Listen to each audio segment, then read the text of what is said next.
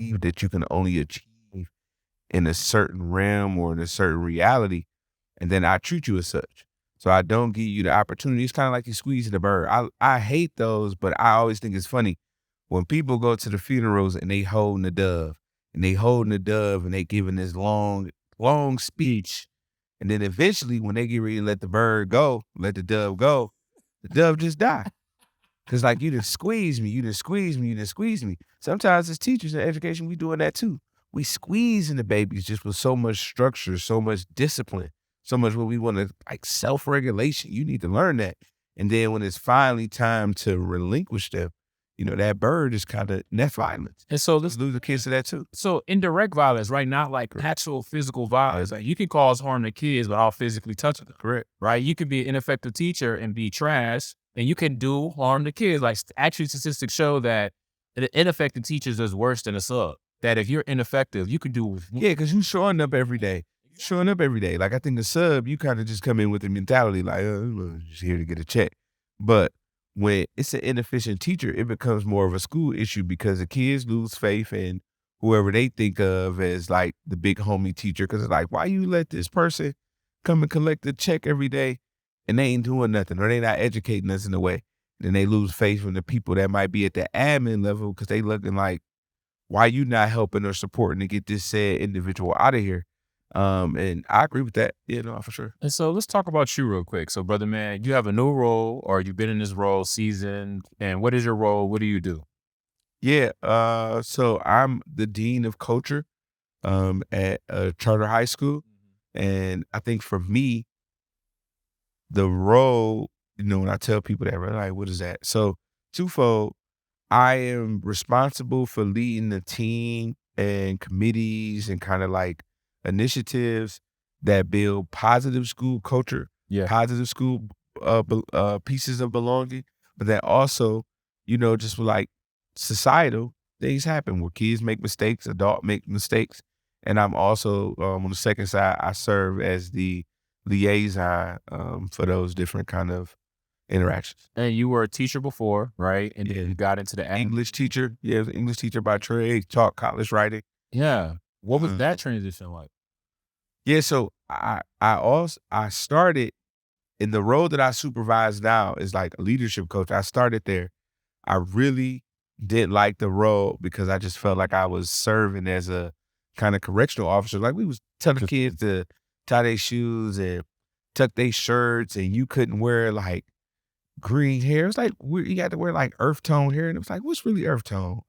Blonde man, what's really earth tone?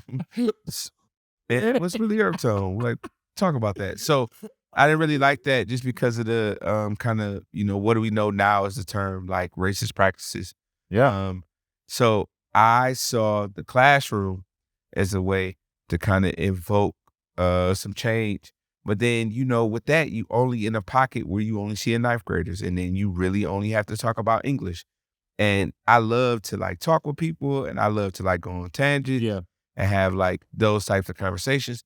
But as a teacher that has to get test scores and, meet different metrics and lesson plan, that wasn't necessarily my bag. Interesting. So I wanted to, I've ran into different things. And then I think now where I am now, understanding that I can't keep running because I'm not going to run back to the classroom. But, if the bag right, we can talk.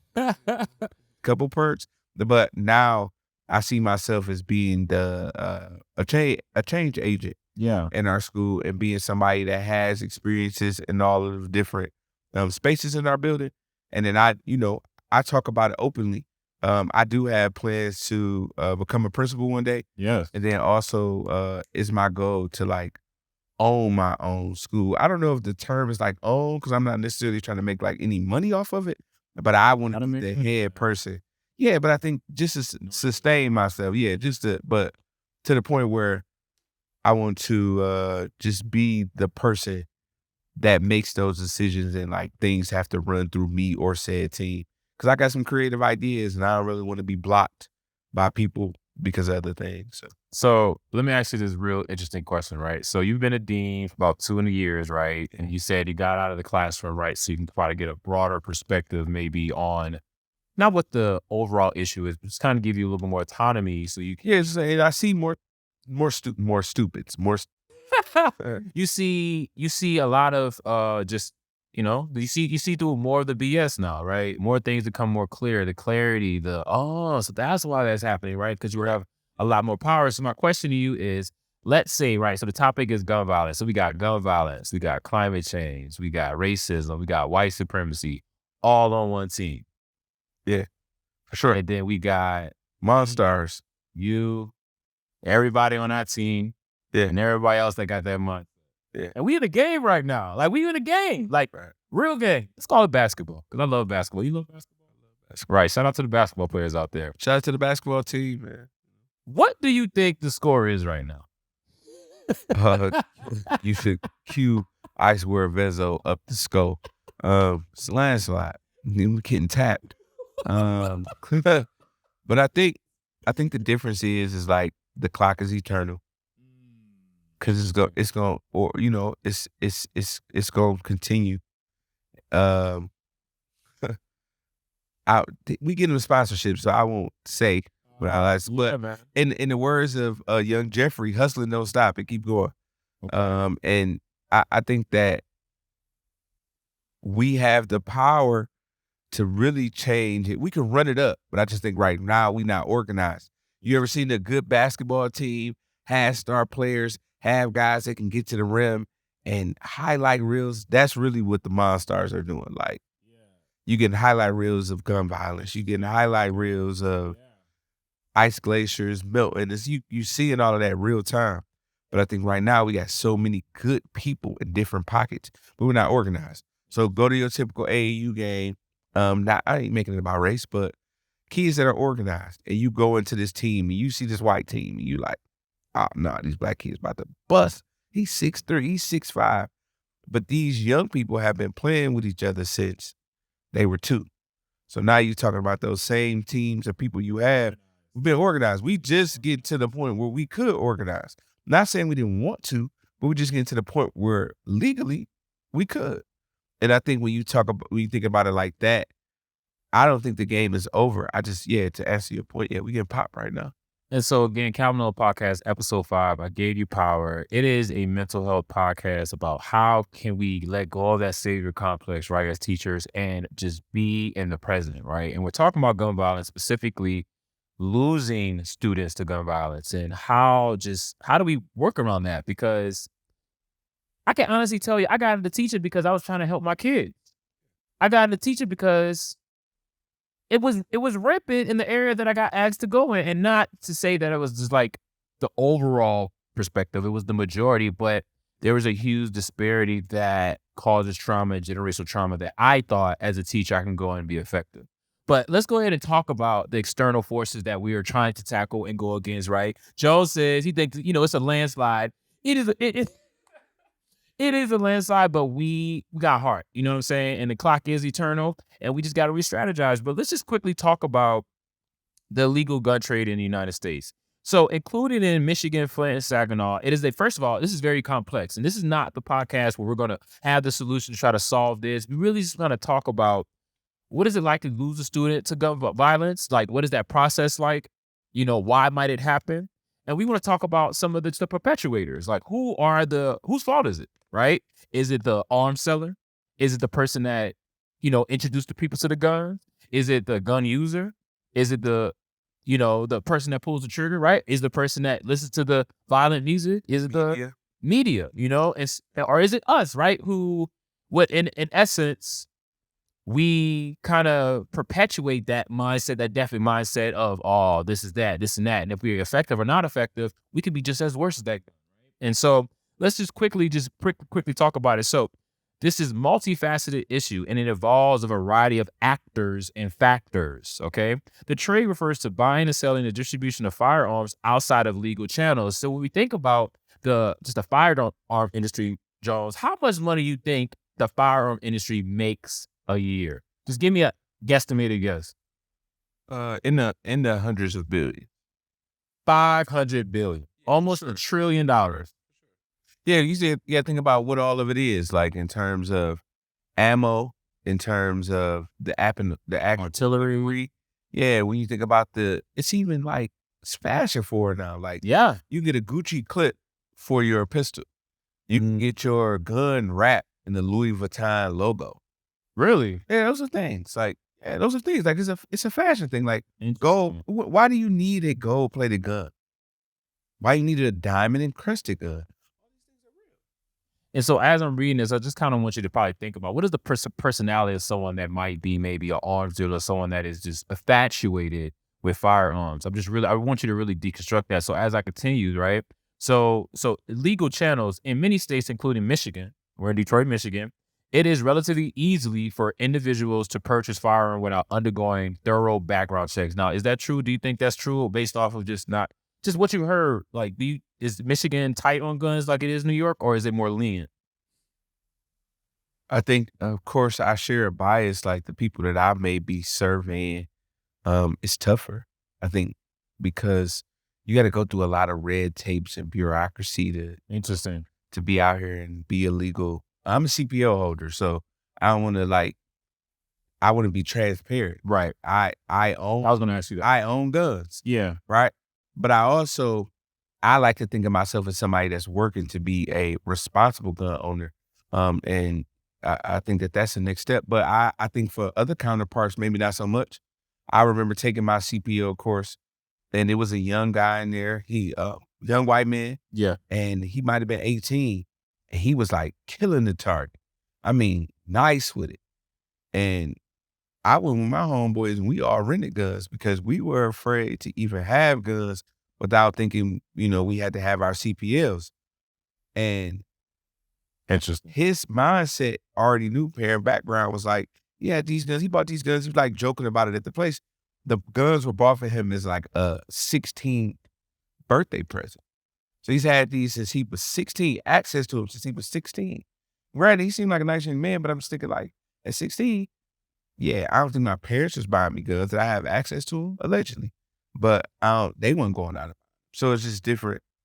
And when we're talking about education and going back to the figurative basketball game, right? We wanna be in a situation where the score is running up for us, right? We don't want to be in a situation where we're constantly losing and feeling like what we're doing isn't not working. But when we have factors like gun violence, right, and how that impacts us, that's just really, really it could put a kink in our game, right? So this has created a situation where legal guns can quickly and easily enter illegal markets, right? And they can sell it for dirt cheap, right? Or cheaper on the market, and they can resell it, right? Or even free ones. Another factor contributing to illegal gun trade in Michigan is surrounding area poverty and inequality, right? Areas such as Flint, Saginaw, Detroit have long struggles with high rates of poverty, unemployment, and other economic challenges. This can drive individuals, unfortunately, to turn to illegal activity, including drugs. Engaging in form of criminal activity means making ends meet. In some cases, illegal guns may be used as a form of currency or bargaining chip in these criminal activities. For example, drug dealers may trade guns for guns or vice versa, or a way to diversify their illicit holding and increase their profits. Unfortunately, the prevalence of illegal guns in these areas have contributed to high rates of gun violence and crime. In Detroit, for example, the city has long been known for high rates of violence, but that's not just the big picture. So I just want to preface that, right? Okay. Just put an asterisk there. Okay. In 2020, the city saw almost 500 homicides, many of which were gun related. Okay. And so just hearing that, Jones, and coming from someone who's not from Detroit, right? And you hearing me read that, right? How do you feel? I think it's the truth. Um, I think it's the truth. I think in there are some moments and points that for sure just like probably deserve, like you said, an asterisk and some clarification. I think that, and you talked about it earlier, thinking about proximity, thinking about the opportunity to respectfully uh, resolve conflict. And I think that there's not a lot of training opportunities here for Yeah. young people to do that. And then I also know too, like just the pressures of feeling like you gotta show and prove when somebody is, taking you to that level or somebody is trying to, as you may feel like threaten your life or threaten your manhood. And a lot of times it don't really be that. But I think that you have to ask yourself too, what do I value? And sometimes I know that because I ain't playing it. Like I ain't never threatened nobody. Like I ain't never told nobody. Or I ain't never been in situations where, weapons were involved. But I'm thankful to God that I've made it out of those situations. Every time I sit back and think about the situation, I'm disappointed in myself because I'm like, man, none of that was really worth it at the end. Like, especially if we talking about the three kind of, pillars that usually get us there. Money, Yeah. uh, um, trying to own women, like thinking I have ownership over a woman. So saying like, that's mine. She belonged to me when she belonged to herself. So like those, domestic disagreements. And I think also like when you met and confronted kind of with that, like somebody trying to take your property. And it's like, I have a friend, got his car. His car was stolen recently. And one of the things I told him, and I was like challenged and checked on it by another brother, was like, it's like, man, I would have, XYZ to that car, somebody would have took off. And then his response was, bro, you would have been in jail. Right. No, it's like that. You're right. And then it's like in the moment, seeing those things and hearing about it, and, you thinking about your family being vulnerable and you think about finding yourself in that vulnerable situation. You want to. But I think that car is less than my freedom is more. And being around for my girls is more. But I also think that like I worked very hard for that car. I worked very hard for those things. So to the point of poverty, if I've had lost, generations have had lost, losing doesn't seem like the end of the world. But like when you've fought so hard for something and then somebody come want to take it, it's a devastating feeling. So you sometimes want to get even. And I think what society has showed us sometimes is like this gun violence, and I like you said that about it not being an issue about Detroit.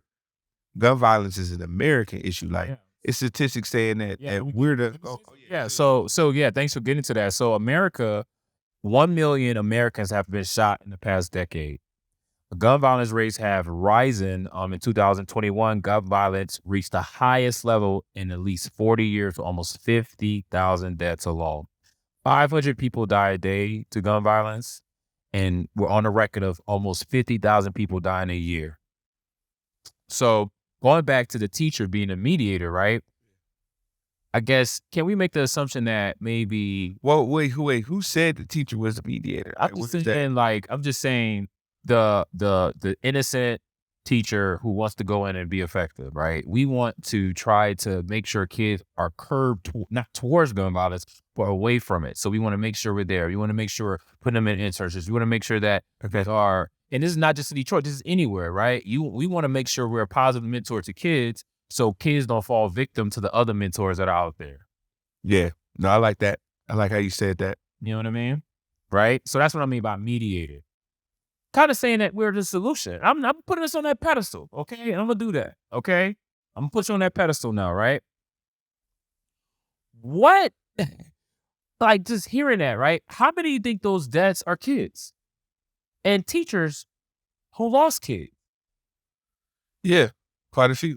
Because when you go down to it, everybody is somebody's teacher. Right. Everybody is somebody's student. Might not necessarily be at your school, but it might be at your Bible class. And I think a lot of it too is, you can't really send them nowhere, and they avoid gun violence because you think about they shooting them in churches. You think about if they shooting them at internships. One of the things that you could be at your house sleeping, and then coming in as well. I think kind of I know what we're here to talk about and not a solution. It's just thinking about it's gonna sound so bad. It's gonna sound so bad. I challenged myself and I maybe come up with a different word at the end of the podcast.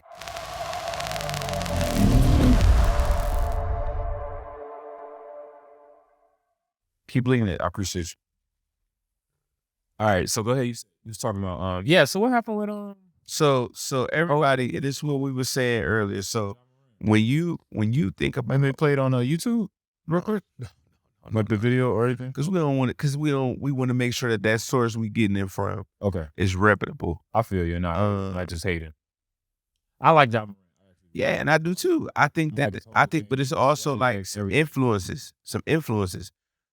My brother plays. Say this all said about him? Yeah, it's basically like 8 Mile. So it's essentially that. Like, bro, you coming from a good parent household, you not no thug, you not no street dude. Why you playing it this way? But think about how many people probably in this ear calling him soft. How many people were saying, you know what I'm saying, that he is less than. Undersized. Right? So him feeling like, or even less than. You have this money, you have these opportunities, people created these things for you. And I don't necessarily see I don't see, you know, like, I don't know who, okay. I would expect the kind of antics that we're seeing from Ja Morant, allegedly, to be the things that I see from, the Demetrius Flannery Jr., Lil Meech from BMF, who is the son of Big Meech, right? Might have grew up in these things, might still be directly involved in it. Clear that a father was out of the household because it's like public documentation. Right. But it's just like, from those things, he makes some weird decisions, as all human beings do. But it's like nobody is overly trying to say like, I'm a millionaire and I'm gonna. It's stories out there like he put it up on malls because his mama, you know what I'm saying, fighting with the lady at Foot Action. Ja Morant. Is it true that like his dude like playing Laserbeak? Like that true? It's all out there. Why are these stories even out here in the first place, right? And and then you think about the court situation. That, you know how you see things and it's like certain things happen, and then when you hear about other things in the past, you're like, oh, that adds up to make sense with that. Talking about. When Shannon Sharp got into it. Oh yeah. Okay. And just kind of like his reaction. Like, bro, this your daddy. If Interesting. I've seen my dad throw hands. My dad got him. He's straight. One-on-one, I'm gonna sit to the side and make sure ain't nobody getting in the way so he can handle his ones, right? I'm not finna run like we finna jump nobody as a you know what I'm saying, a CPO holder. I don't even play like that. I'm not finna go reach for my gun because I see a fight happening. But that's also, I've seen that where somebody clutch a pistol because they just trying to clutch a pistol, and that's the last time they clutch a pistol, right? Interesting. As teachers, we play a percentage in the role, but for the teachers out there, I don't want you to internalize that as just like something that we are directly responsible for. I have a young man that talking about losing students to gun violence. Student was at our school. We had a policy at the time. One of the main reason that I drove to change those policies in this role, where if a student received a certain amount of culture points or demerits, they had to leave our school kind of like system. The pocket that we are in Detroit is there not a ton of schools, as you're talking about, that are giving students the knowledge and resources that they need that aren't at a bigger size, where like it's thousands of kids there where you can run the risk of getting lost In the sauce. or lost in the sauce, right? Or where you have to have some special interest or be extremely academic focused throughout your whole time to get into some of these kind of more prestigious individuals. We have a school population that can service both, right? You can be at the cream of the crop, but you also can be somebody that want to work to get better and may not have it all figured out right now. When we find students who are middle of the road, most of the time when they have to leave our building, they're going to digress. And that's not always what we want, but that's the reality. So we put this young man out who had the merit numbers, right? But also was an honor roll student, had one of the top test scores for his grade level prior to leaving. Yeah.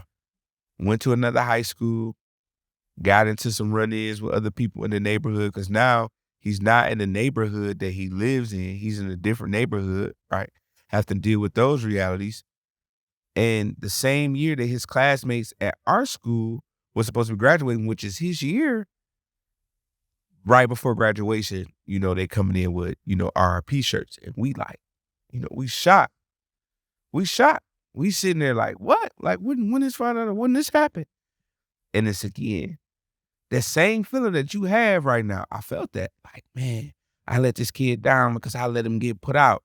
It was the policy, it was the system. I wasn't in charge of that policy or that system that got that young man removed, right? But now what do I actively do? I have to use his story. I have to use that journey to help the next young man. Because we got a group of them now that's at the school that they right there, they teeter. And I'm telling them, bro, you going down the street, school down the street, it's not going to be successful for you. And if you find yourself there and you don't go to a school, what are you going to do? And if you don't find a path, these are the things that can happen to you.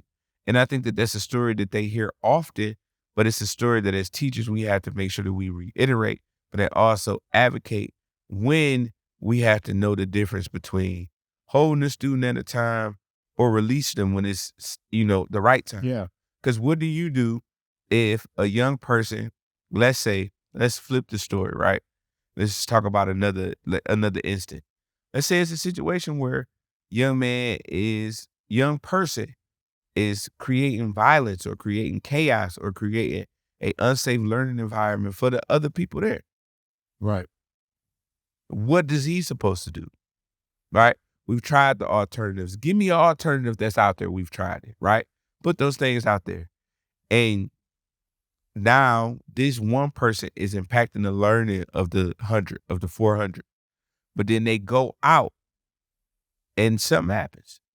Life happens. Life happens. They no longer here. But in that same vein, the student that they used to pick on every day in class now is on the honor roll. That's your fault too.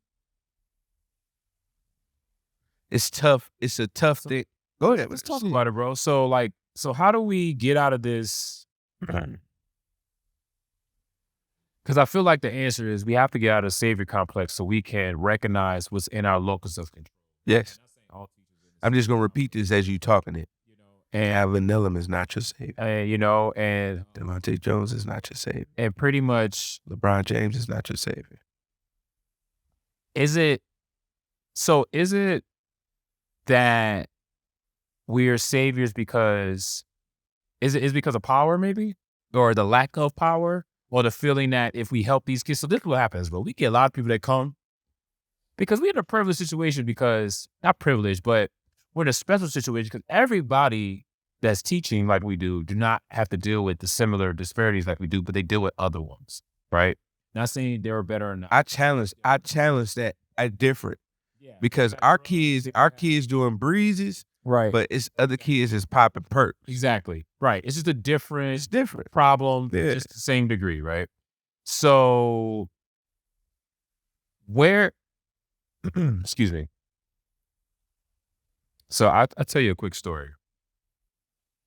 So I have a brother. My brother was incarcerated at a really early age, dropped out of high school in 9th grade, but, didn't have a dad in his life, but he had a pretty good upbringing. Okay. You know what I'm saying? Grew up in the suburbs, so had a decent upbringing, didn't have to, and not saying the suburbs is always decent. It's not, but I'm just saying he had every chance to do what he needed to do. He was really good at football, basketball, did everything he needed to do. Long story less long, my brother got into gangs, ended up getting shot multiple times, in and out of the house, just was never there. And I remember one time, I would always go in his room a lot because it would be like a, I missed him type moment. Yeah. I'd always be in his room. I remember one time, could mean a prisoner swap. And the lawyer for one of the world's most notorious arms dealers wants to make a deal tonight. Brittany Griner, an American, Paul Whelan, also an American, in exchange for his client, known as the Merchant of Death. Victor Bout is his name. He is a former Soviet military officer who made a fortune off of trafficking weapons around the world, many of them to enemies who want to kill Americans. He is now serving 25 years in federal prison here in the United States. So, make a long story less long, this is the guy who sold arms to the Taliban. Okay. and he has a movie literally named after him. It's called War of Gods. Okay. Nicolas Cage, and essentially just talks about how the trillion-dollar gun business, right?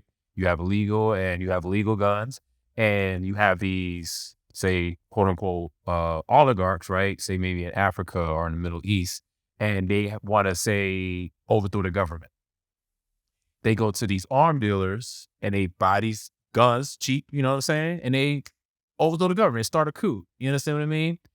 And there's so many different examples of these people funding these little paramilitaries in all these other countries, third world countries or fourth world countries, Man, that shit happened here. and it's happening here too. And this is the guy we traded Brittany Griner for. And not saying Brittany's not supposed to be home, right? But just saying like, Yeah, they're different type of crimes. Talking about a vape pen versus somebody that is like a war criminal. and so who fault it is? So Mel Calvin podcast segment, who fault it is, right? So who fault it is when we're talking about gun violence? Is it this guy, right, who's literally the arms seller?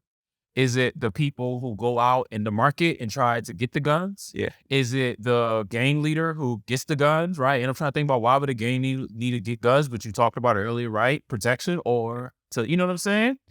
Or is it the gun user, the person that pulls the trigger?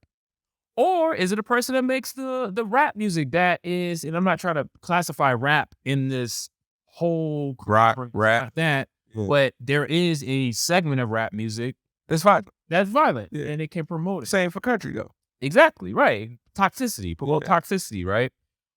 American music has violent tendencies. Or is it us as Americans who love violence, right? Who love the fashion? Yeah, we watch wrestling, we watch boxing, we know football, one of the most gory and kind of like sports on this planet. And I think those are things that we pay for like in masses. Like when you talk about, there's probably more money that goes into the National Football League than, cities. Yeah, like some cities in other places. And I think it's from a standpoint, my answer about who fault it is to not cop out and say it's no one's fault. I think it's all of those things. I think that violence plays into it. Like it's a cake. It's a cake. It's a shitty one. It's nasty. It's disgusting, but it's a cake. So you don't think It's ingredients. It's not just like one thing. Flour doesn't make a cake. Eggs doesn't make a cake. Sugar doesn't make a cake. It's a cake. So feeling like in this cake has layers. This cake has icing. This cake has all of that. Because it's about all of those things. If I wasn't impoverished, I would have more value for myself. Why am I unpolished? It's that fault. If I wasn't uneducated, I would know better. Why am I uneducated? It's that fault. You know what I'm saying? So the blame game, I don't think is important. I think going back to and then you're not blaming folks, but I'm saying like whose fault is it of importance because it's there. And I'm an analogies guy. yeah, it is there. You pull up, you know what I'm saying? Both of us are homeowners, so I'm just gonna knock on wood. But you pull up and your house is on fire, right? What's the first question you ask? What's the fire extinguisher? Yes. Well, how do I get water? I don't get water. Somebody call the fire department. How we gonna stop this? You don't go to it, you don't say, whose fault is this? What happened? You know what I'm saying? Because if you go that route, it's finna burn down. I think that you have to say it from a standpoint of just being like, it's happening right now. Getting to whose fault it is, I think it's like a bigger issue because it's happening. And I think that the people are like, you need to know whose fault it is so you know how to correct it. Yeah, but fire is fire. I don't really need to know how to, I know what I need to do to get it out. And I think that we know what we need to do, but I just think that a lot of times what happens, and this is like society's problem, is that everybody knows what things need to be done, but it's going to cut your civil liberties.